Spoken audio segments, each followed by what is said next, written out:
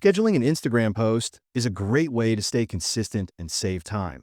And in this video, I'll show you exactly how to do it using the Instagram app.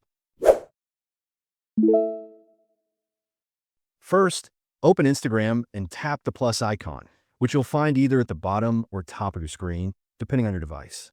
From here, select the photo or video you want to post, then tap Next in the top right corner. Now, if you want to edit your image, you can apply filters or make adjustments. If you're happy with it as is, simply tap Next again. On the next screen, scroll through the available options until you find more options, then tap to open it. Among the various settings, look for and select Schedule this post. A pop-up will appear.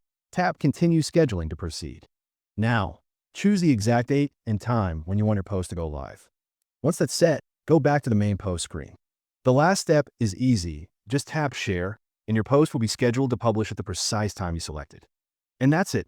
Your Instagram post is now set to go live automatically. If you found these tips helpful, don't forget to give this video a thumbs up, subscribe for more tech tips, and hit the notification bell so you never miss an update. Thanks for watching, and I'll see you in the next one.